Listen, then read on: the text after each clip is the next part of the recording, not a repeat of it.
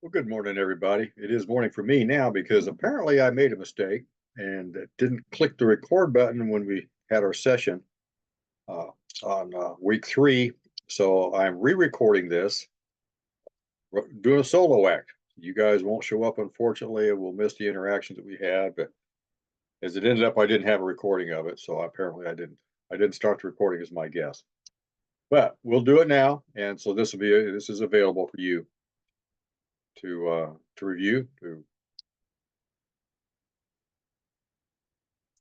use it instead of what we did, the live recording that we did yesterday. So I will go ahead and share the screen and we'll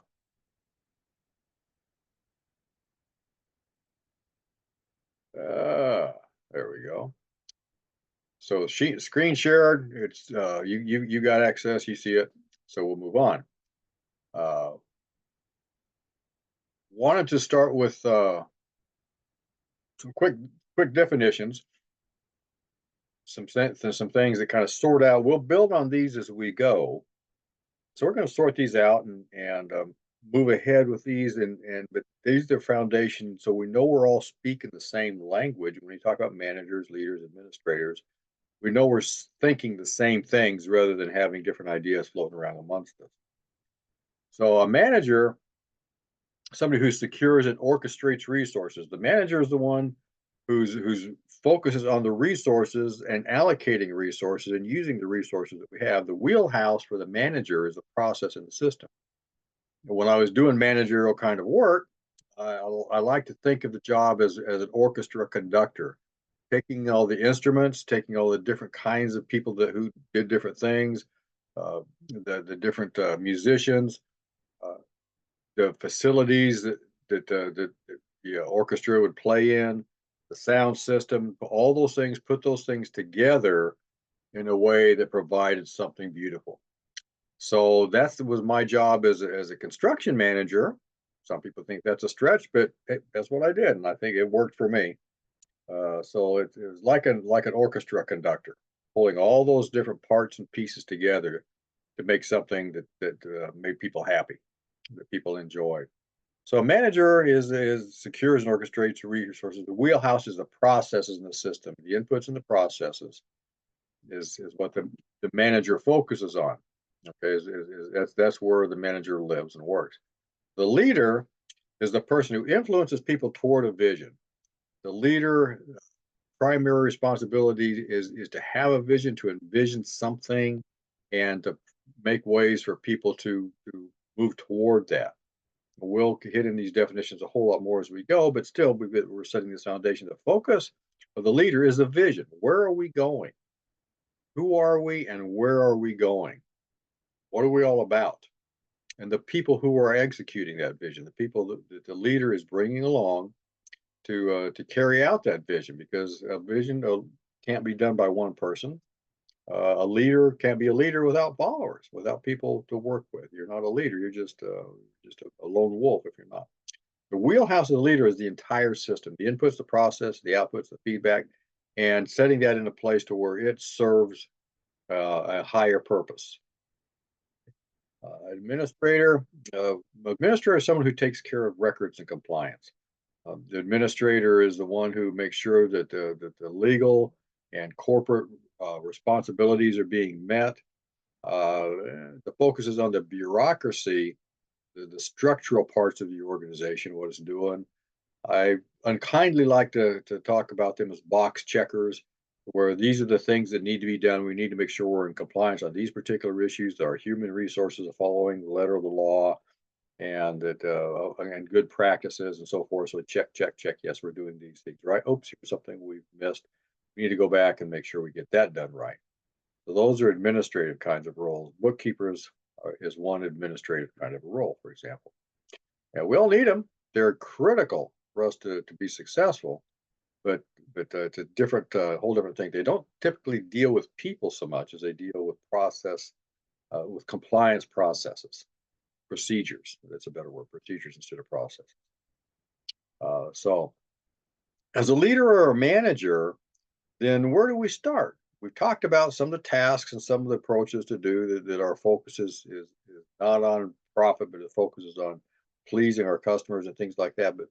But as far as the foundation for actually carrying out my job, understanding what it is I need to be doing, how am I going to start with that? There are two key starting points that you really need to have cemented in place or really be building towards them in order to successfully lead and to manage. And those are vision and alignment.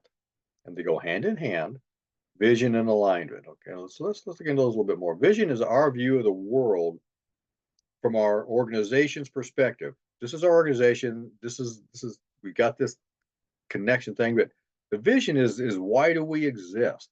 What's the big compelling purpose for us to be alive and to function as an organization? When Apple first started, their vision was to put a ding in the universe. That's pretty abstract, and visions tend to be abstract. They need to be abstract. Put a ding in the universe. Another more down to earth one was from an airline. We said, we, the firm's employees, customers, and community. Now, you see, the vision does not include just the members of the organization, but the vision has to include everybody. It's a very inclusive kind of statement because you cannot accomplish a vision by yourself. If it's something you can do or your organization can do by yourself, then it's really not a big enough vision. It needs to be bigger than you. You need to be part. God made us with this drive to be a part of something bigger than ourselves. And so that's what people are really pulled towards, is being something, being involved and being a part of something bigger than just me. It's we, it's us, and how we work together. That's how it's God's design for us. So it works in organizations as well. We, the firm's employees, customers, and community, partner together. So there's synergies going on here, partner together to form a force for positive local and global change, dedicated to bettering standards of living and environment where we and our customers live and work. This is an airline, and their vision is focused on local and global change, not just transporting people from point A to point B, making it a comfortable ride, those kinds of things. But it's a positive local and global force for positive local and global change.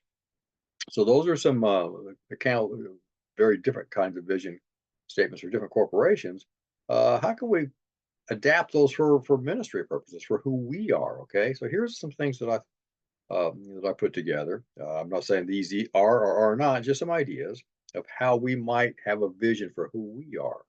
Okay. One might be setting Australia's spiritual tinderbox ablaze with the gospel. Very evangelical, but it puts a picture in your mind of Australia, the spiritual atmosphere being dry as it is pretty much globally. Everywhere we go, there's a tinderbox. Okay, it's dry. It's ready to be lit. So we're out there lighting it ablaze. Okay. Another one, a little more broken down, a little more feet on the ground, kind of like the second one from the corporate one from the airline. We, the Ignite team, our partners and communities labor together to form a force for local and national spiritual transformation, dedicating to unfolding what God has unfolded in each person, walking with them into their destinies in Christ. So it's a big, compelling picture. I can be part of that. That resonates with me. That rings a bell with me. I hear what it's saying. I love it, and I want to latch onto that. I want to invest myself in that. It's something that compels me to jump in and be on board with that. Vision is very important. Without vision, the people perish, right? So we need to they wander aimlessly. A good vision helps keep people from wandering aimlessly. They have something to move toward in a corporate, in a direction where everybody's pulling the same way. Then from a vision, from this big abstract vision, then we have a mission. Okay, the mission is my part of the vision. Okay, my organization's part of the vision. Put a ding in the universe. How are we going to do that? We're going to develop different communication technologies that are completely, totally integrated. Okay. So that's the mission is my particular role, my particular job in the vision. The vision is more than I can do by myself. I need partners to do that. I need resources. I need people. I need all kinds of things that I cannot do this by myself. Apple can't make computers and iPhones and all the things they do by themselves. They need manufacturers. They need miners for the precious metals that go into them. They need all kinds of things that will work together with them to pursue their vision. So their mission is different. Okay, so a simple mission might be something like we save people money so they can live better. How do we do that? Well, we're focused on efficiency. Our job is to be the most efficient people around and help people live better because we're saving them money. Okay, they've got more discretionary cash. Another one, to attract and attain customers with high valued products and services and the most satisfying ownership experience in America. Okay, so we're going to give people products and services that they love. Okay, and so very simple. This is what I can do. This is our part of that. So our church vision, our church mission, those things that we need to be think about and have in place. Okay, a mission statement for the food ministry, for example, we are given to warm and fill our neighbors' spirit, soul, and body. For the evangelistic arm, okay, to attract and invite all people on the highways and byways of our communities and nation into redemption fulfillment. Okay, very simple. This is my part of it. Remember, organizations have subgroups as well. An organization has sub-organizations. There's a big overarching umbrella organization. Within that, there are going to be other organizations as well. So Ignite has a team, an evangelism team. Ignite has a pastoral group. Now, a lot of people are wearing 2 and 3 hats. You're doing different things, but still, you've got different kinds of things that you're pulling people together to do different kinds of tasks and different kinds of missions. Okay.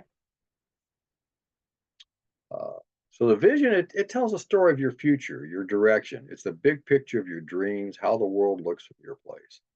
The vision gives you the focal point to set everything in the same direction. Again, without vision, the people perish.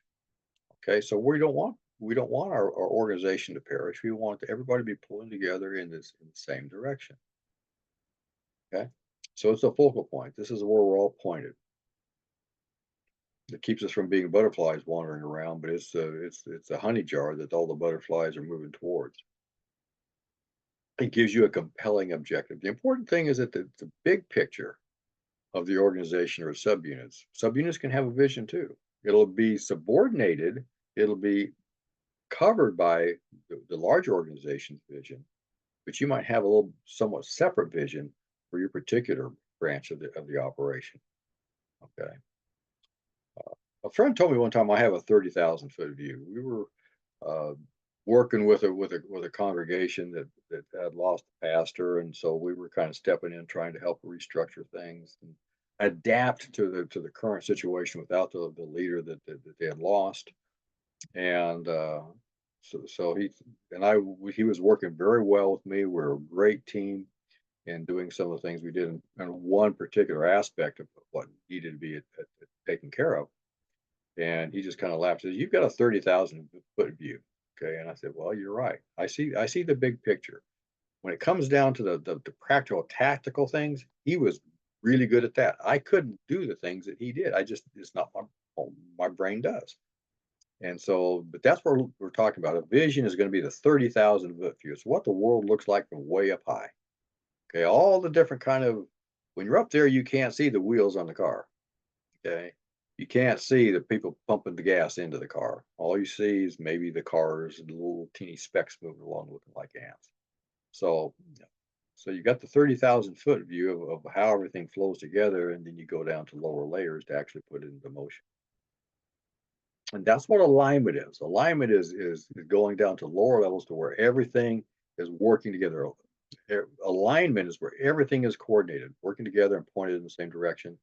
All parts and all connections in your system are interdependent and in harmony.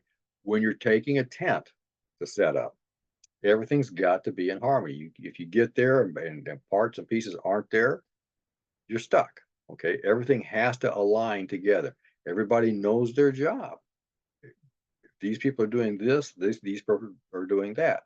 Somebody operates this piece of equipment. Somebody does something else manually. You've got all kinds of people doing different kinds of things. Alignment is they're all connected together, pointed in the same direction. Everything is in harmony. Everything is interdependent. Everything's working together. All the elements of your inputs, process, and outputs work together to pursue your mission and vision. Okay. So our entire system is tied together and pointed in the same direction from the front to the back, from the head to the tail. Okay. All the links of the chain are being pulled the same direction, not being pushed from behind you in a big wad. So all of our plans and our strategies have to align with what we're. The plans and strategies we have for an evangelistic ministry aren't going to be exactly the same as they are going to be for a food ministry. They don't, they're different kinds of things, they're different kinds of activities. So the plans and the strategies we have to carry those out are going to be different, but they're still going to align with each other, still going to align with our overarching mission and vision for the organization as a whole. The people, you're going to find people who fit in different places. You're going to find people with different skill sets, different capabilities, and slot people where they best fit and align with your vision. Okay. The facilities, you're going to get facilities that fit. Like Knight moved last year from one facility to another because it much better fits the vision. It much better fits the needs of the vision and the mission for Ignite. Okay, with the materials that you use, the equipment, the kinds of equipment, looking for another truck because it aligns better with your needs. Okay, the technologies that we employ, different kinds of sound systems. Reinhard Bonnke had a sound system that if you actually stood right in front of it would destroy your ears. But he wanted something where a million people could hear him talk in an open field. And so he had people actually create new technologies that had never been done before, to where no matter where you were in a crowd of a million people, you heard the same thing at the same time. And there was no loud place, no quiet place. It was even. It was even throughout the entire field. Incredible, incredible thing. Uh, but aligning the technologies with the vision. Okay. Distribution, how we're going to get everything together and then put it out. Well, everything we do has got to align and fit together. Okay, we can't do the wrong things and still have it done the right way. Alignment comes from vision. Okay, alignment. The vision tells us this is what we need to align. Okay, alignment requires vision. We can't have an alignment if you don't know what you're aligning with. But vision requires alignment. We cannot execute, we cannot achieve our vision if all the parts of what we're doing don't fit together properly. Okay. So we've got to really pay a lot of attention to the things that the managers and leaders really need to get nailed down is the vision and alignment. Now, a little sidebar here. Managers may have a vision, a lower level vision for their particular area. Okay. But it's not so necessary because the manager is basically building off the vision and working toward the vision that the leadership provides. Okay. Now, you can be a good leader because you understand the whole vision thing. You got a big 30,000-foot view, but not a very good manager because you can't get your feet on the ground. Okay. You're so abstract in your thinking that you really can't see the nuts and bolts of it. I had a dean work with us when I first moved to Mississippi, who was a very abstract thinker, and he was a very visionary guy, but he would explain his vision and stuff, and that's actually what attracted me here because I could really see that. And I've always told people, once I see a policy, once I see a strategy, once I see a vision, I know what to do.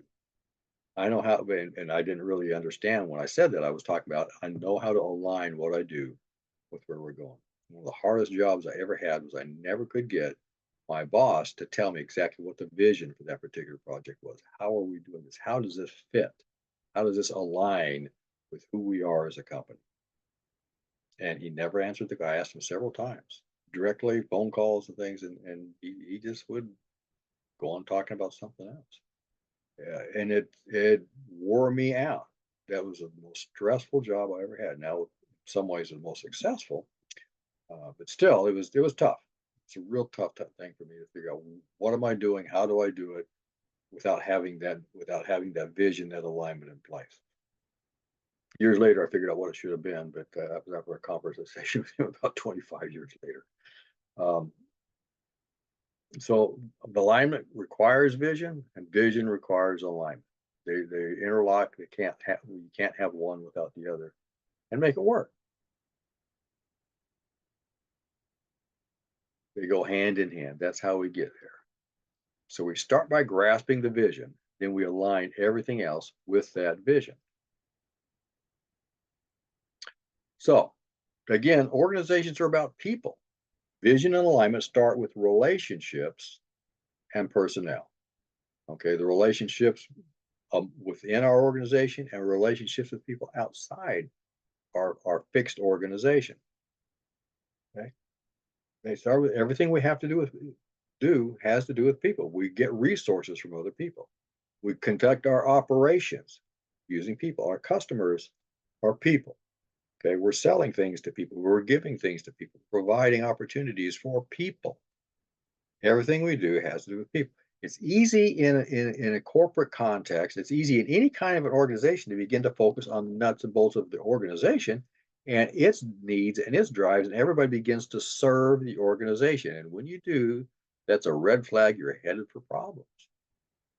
Okay, if people begin serving the organization above the people, now you've got to meet those organizational demands. Okay, the organization, our vision requires this to happen. Okay, and so we've got to take care of those kinds of things, and we really need to be dedicated to executing that vision. But when it gets to the point where the vision is at the expense, where we're crushing people or destroying people or harming their families, okay, for the sake of the vision and the organization, then that's a red flag. That's a indicator that we're not doing something right. Okay, everything we have to do has to do with people. How does it affect us? Okay, relationships always matter. Never get your eyes off the relationship. Again, that doesn't mean that you bend over backwards. That doesn't mean like they do in the United States. It says, well, criminals are people too, and we need to be nice to them. You know, the leaders of this government that hates us and are sending people to try to destroy our people, they're nice people. We need to be nice to them too. They're only doing these things because we've made them mad. So if we stop making them mad, they'll be nice to us. What a horrid deception. Okay, relationships matter, but we have to keep those things in the proper perspective, in a realistic perspective. Of course, the Holy Spirit is the one that really guides that for us because usually we're not big enough to figure it out. Focus on our people, okay, and delight our customers. Those are the things that we really need. The organization serves us, not we serve the organization. Now, something here that is really a cool thing. Is there a magic pill for managers to make everything work? There are a few. There are a few magic pills that really will make things work. Okay. And I'm going to give you one right now. Okay, you're ready. You get your water ready so you can swallow the pill. It tastes good. Okay. Organization culture is a magic pill. Organization culture, it's the shared beliefs about who we are, what we are. Everybody has the same picture of who we are as an organization, what we are. It's something that the leader obviously has to establish. Okay. It comes from the culture begins with the leadership. But shared beliefs, we all have a common understanding, a shared understanding of who we are and what we are as an organization. The unwritten understandings of how we act. When I'm part of this group, this is how I act. This is how we work together. This is how we talk together. This is how we share. This is the level of openness and honesty or whatever. Whatever features and characteristics are, this is how we act as part of the group. Now, I know we've all been parts of different groups, different companies, different employers, different schools, different social groups, different civic groups, and whatever. Uh, how many times have you caught yourself acting differently with these people than you act with those people? Okay. How many times you say, "Wow, this," you see yourself changing how you think and how you act in different social settings and different groups because there's a different culture. Okay, I worked for a company for a while that everybody loved bass fishing. It seemed not everybody, but boy, that was a dominant conversation.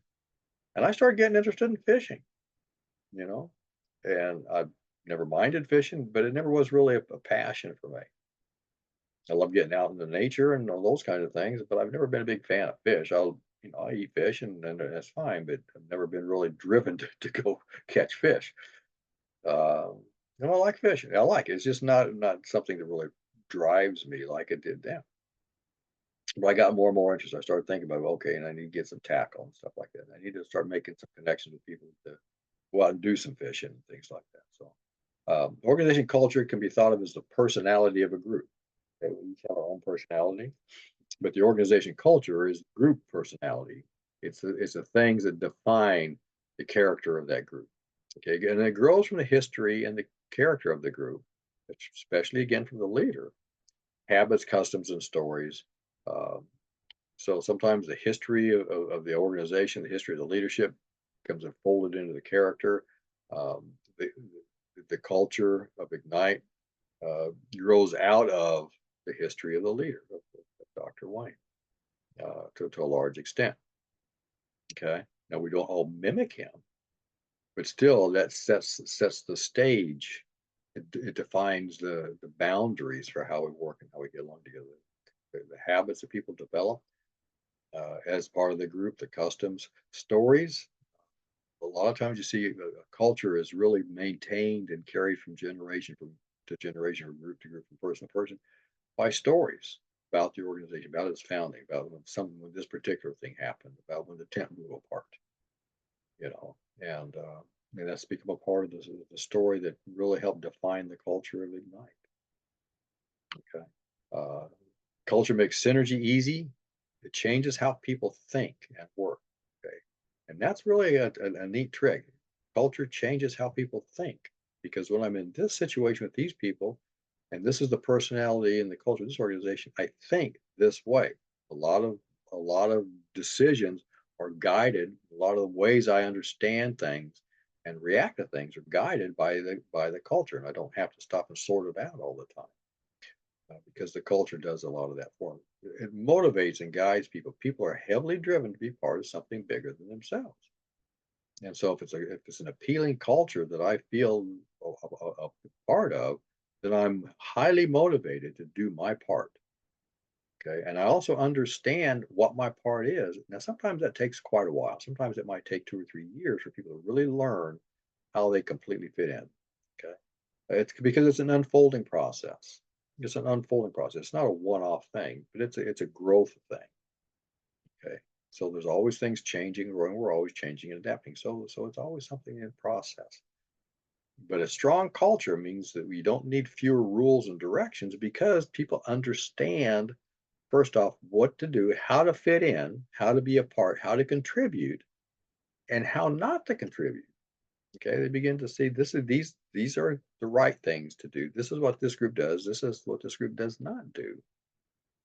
And as a part of this group, these are the things I do, and these are the things I don't do. Uh, some helpful features for organizations. This is a short list, and you can come up with a lot of other ones, but they're all going to be personalized for different organizations. They're all going to be different for different groups, okay, and different levels. Some are more important than others in different settings. And it grows out of the nature of the leadership, but also the nature of the people who are part of the group. Different people in Ignite have influenced the culture of Ignite. And as new people come, then there may be some subtle shifts. As new things happen in your own life, it affects your personality. As new things happen in the organization in Ignite, then it can affect the culture to some extent. There's not going to be a radical change. You're not going to turn from being one kind of person to a totally different kind of person in a single day. But there's going to be it's a living thing. An organization is an organism. It's a living thing. With some helpful cultural features, one is it's safe, and I'm not talking simply about physical safety, but I'm talking about emotional safety. Okay, my soul feels safe. My soul feels safe here. I don't feel vulnerable. I don't feel like I'm going to be attacked. I don't feel like if I made a mistake that I'm going to be ostracized, kicked out, thrown out of my ear, and spat on. I'm not going to be stoned if I say the wrong thing at the wrong time. You know, I don't feel vulnerable. Okay, I don't feel vulnerable to anything. I feel safe. high standards. And this is kind of a neat one because high standards are very attractive to people. Again, people are motivated to be some part of something bigger than themselves, and high standards kind of sets the stage because high standards says that there's something elite about us. The University of Alabama has had a dominant football program for many years, and they've won several national championships. In a season where universities across the United States were having a hard time recruiting students, the University of Alabama never had that problem because people wanted to be part of something successful. Okay. They wanted to be part of something with those high standards. Now, football, especially college football in the United States, especially in the southeastern United States, people joke about what's more important, religion or football, and they kind of go back and forth. Funny story was a Alabama football fan who would go to every game, and they had a motorhome. They had a big motorhome that traveled. If they were on the road, they'd travel to wherever they're going to watch the game, and the home games are always there. Well, his daughter uh, became engaged and talked to her dad about a good time to have a wedding. And he said, it doesn't really matter, have it any time you want, except if you have your wedding on a football game day, I won't be there. So he very clearly out what he would do. Okay. I'll support whatever you do and I'll pay for my part and I'll do whatever I do, but I won't be there if there's a football game that day. So what did she do? You know the story already. She scheduled her wedding on a football day. What did he do? Well, you know the story there. He didn't go. And the responses were really hilarious. Some people were really down on him. How could you not go to your daughter's wedding? And his answer was very simple. She knew the rules. That was her choice, not mine. She made the choice to have it that day. She had the choice knowing what my position was. So I didn't do anything. I spelled it out ahead of time. That was her choice, not mine. And then there were other people who thought, what kind of stupid woman would ever schedule a wedding on a game day? They were really hammering her for being idiot. But that's just a funny example and true story, by the way. Funny example of how important football is. But people are gravitated towards Alabama University because of the football program. Harvard University and some of those real high elite universities have no problem attracting students. And the entrance standards are very high because their performance standards are very high. And they're also really expensive. So high standards will compel people. High standards are very, very attractive. People will do unbelievable things to be part of a group with those really high elites kind of standards. On the dark side, it works both ways. It works for positive motivation, but also some really negative, evil kinds of things too. Because if you think about Germany in the 1930s and 1940s with the rise of the Nazi Party, Germany had been really in a tough spot since the First World War. Their economy was a shambles. It was a mess. And the rest of the world after the previous war was telling how nasty and evil and worthless they were. And all of a sudden, you have a Nazi party rising up and says, no, the Aryan race is superior. We are superior people. We've had a tough go of it, but we're not going to lay down here. We're going to rise up, but we're going to conquer. Okay. And all people says, yes, I have some self-worth. I have some self-value. And if I latch onto this, then that's where I'm going to find my worth and my value. So very simple kinds of things to begin with, but it escalated and got worse and worse. And after a while, if I'm going to be elite, and if we're going to be a superior race, then we got to get rid of all the inferior people amongst us. Whoa! So then, what are we going to do with the mentally challenged people, the people with mental illness, the people with birth defects, the people of impure breeding who did not meet our genetic standards? Okay, you herd them together, and you finally end up having to killing millions and millions of people. Now, and doing horrific things to people, things that the individual people would never have considered on their own, never even dreamed of on their own. But because that cemented their connection to this high standard, elite kind of an organization, and people jumped in and and gave themselves to it. So it works both ways. Or people love to be part of something with high standard. Collegiality is another good feature, another good characteristic.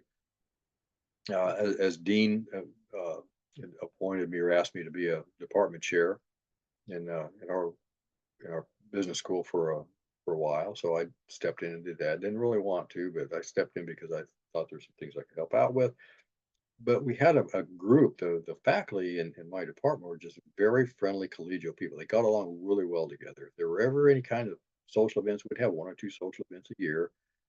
It was very inclusive. Everybody came, everybody contributed. How can I help? We can have it over here. We can do this. We can do that. And everybody's kind of pitching in, and everybody kind of got along, supported one another, encouraged one another, and got along really well. And it was a very, very productive group. After I left, the next guy that followed me didn't really focus on collegiality because I kept saying over and over, my most common comment about us was we are a very collegial group. And it really cemented that as part of the culture of our department. The guy that followed me didn't do that, and sure enough, it began to kind of drift away. The collegiality began to kind of drift apart. People didn't really kind of connect together at the level they had before. People didn't do things together. Any kinds of social events we would have would be rare, and only a few people would show up, and not everybody would be invited. Things like that. So, and they kind of began breaking apart. And the guy that followed that was even worse. Where finally got to a place where there was people who just sort of at each other's throats sometimes. And they would on the surface say, "Yeah, we get along, we're friends, and we're chummy," but down underneath, they had no problem kind of throwing somebody else under the bus. So collegiality can be really helpful. Integrity is always a great one to have. Faithfulness, being trustworthy, accepting people, not accepting problems necessarily, but accepting folks. Again, people feeling safe. There's a place for me. Welcome. Come on in. No blame or accusation. Of course, those are straight from the adversary. But you can create a culture where those are just not acceptable. It's easy. That's one of his tricks was blame and accusation, and it sneaks into churches and any kind of religious organization, any church ministry. Blame and accusation is always something that's going to try to worm its way in. So that's something you can nip in the bud right away by establishing a culture that doesn't allow that. Diligence, people committing themselves and being diligent and trustworthy and so forth. The personality that people fit into, we kind of talked about that. A strong positive culture will preclude many problems. Because a lot of interpersonal issues never come up. A lot of direction issues of how do we do this, how do we do that, never come up because a lot of conflict never happens. Not having what we need when we need it never happens because people understand what their role is and how they fit together, and they commit to that. Okay, people dogging it and shamming and not really doing their part doesn't come up so much, and people getting along and the acrimony that some groups have never comes up. The divisiveness and the accusation never comes up. And it's funny because if you talk to different groups, and sometimes people don't really know why. They'll say this manager's a great manager, but not real, and sometimes don't really understand what that leader or manager has done to keep those problems from happening. I know I like working here because things kind of go smoothly. Why do they go smoothly? Because the manager or the leader has created a culture that keeps a lot of that stuff at bay. And again, I'll just say culture is one thing, but there are a lot of things that we'll talk about that if you put these things into practice, they'll keep a lot of problems from ever coming up in the first place. Okay. And people will say, yeah, this is really working kind of cool. And they'll not really understand that what we have done in leadership and management roles has stopped those things before they ever came up. They never came up because we set things up in a way that didn't provide room for them to happen. Okay. So again, write down some takeaways, any thoughts, impressions, ideas, disagreements, and so forth, any aha moments. Just jot some things down, anything that kind of gelled and clicked with you. One thing you can actually apply over the next week and talk about exactly what you'll do. Make it simple and specific, something you can check on. This time there's a replay of this redone video we posted in the YouTube channel, the Diamond Manager channel, the Ignite Management playlist. Again, I apologize. I'm doing it this way without you. It's kind of strange being the only guy on the Zoom, but that's where we are. So, God bless. Have a good week, and we'll pick it up next week.